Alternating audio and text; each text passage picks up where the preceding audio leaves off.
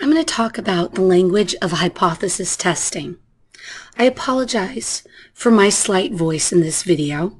I will do my best to make my pronunciations as clear as possible.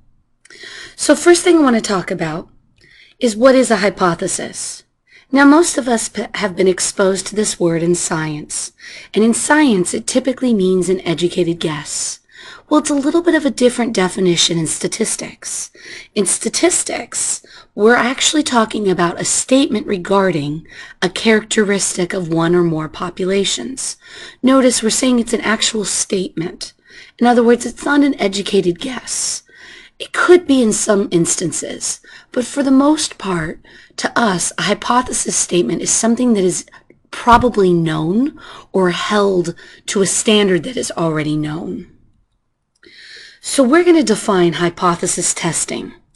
This is a procedure based on sample evidence and probability used to test statements regarding a characteristic of one or more populations. Hypothesis testing is what we are going to be doing for the remainder of the course.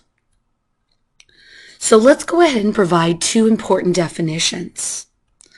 The first is the null hypothesis, which we're going to denote H sub 0, also called H naught.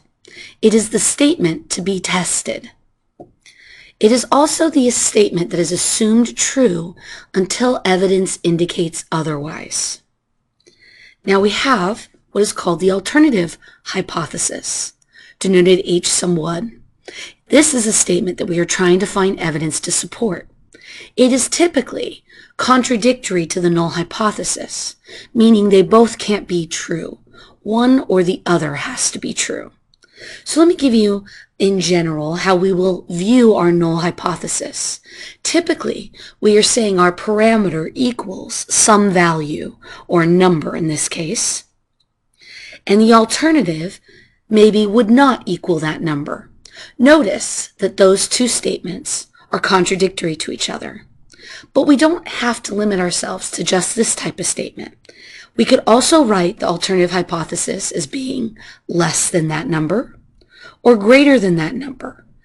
But each alternative hypothesis is in contradiction to the null hypothesis. For us, we will go ahead and have the null hypothesis always equal to the number. And by parameter, I just want to remind you, I'm referring to a measurement of the population, such as the mean, the proportion, or standard deviation. Let's go through an example. Historically, the time to order and deliver a pizza at Jimbo's Pizza was 48 minutes. Jim, the owner, implements a new system for ordering and delivering pizzas that he believes will reduce the time required to get a pizza to his customers. So first thing we want to do is we want to ask ourselves, what is the parameter that's being measured in this problem? So they're talking about ordering and delivering a pizza in 48 minutes. So when we're referring to parameter, we're talking about it being either the mean, proportion, or standard deviation. So it kind of becomes obvious then that in this problem, the parameter is the mean, which we will be referring to as mu because we're talking about population, mean.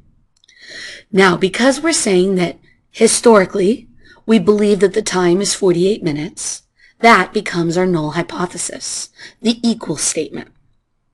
The alternative then takes into account what we're trying to see happen, what we'd like to have evidence for.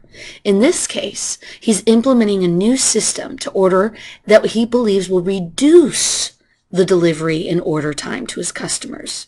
In other words, we are hoping that the mean will be less than 48 minutes. So that would be the alternative, what he's hoping to have evidence to support. Let's try another example. Maybe different parameter. In this problem, according to the Center for Disease Control and Prevention, 19.6% of children aged 6 to 11 years old are overweight.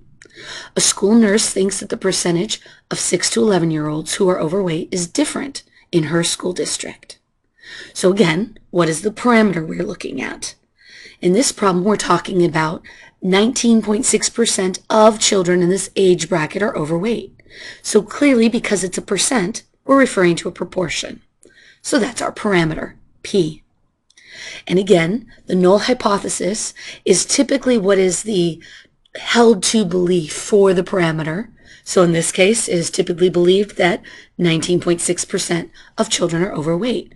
So we will say that P is equal to 0.196. Notice I took it out of percentage. So the alternative then is what she thinks there is evidence to support. In this case, she believes that in her district, the percentage is different. Notice they don't indicate bigger or smaller, just different. So we'll go ahead and write the alternative as not equal to 0.196.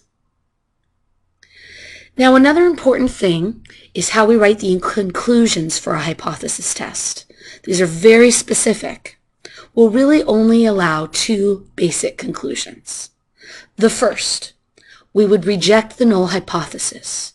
In that case, we would say that there is enough evidence at our level of confidence to conclude the alternative hypothesis is true. Notice, in my conclusion, I write that I am rejecting the null hypothesis, and then also including a sentence about what the evidence and what it supports. In this case, we are looking for evidence to support the alternative hypothesis, not the null hypothesis. The other type of conclusion is to not reject. There is not enough evidence at our level of confidence to conclude the alternative hypothesis is true. Very similar statements. One saying that there is enough evidence, the other saying that there is not. Let's look at it in an actual example. Let's go back to the pizza example. Let's go ahead and suppose the null hypothesis is rejected, and let's write our conclusion.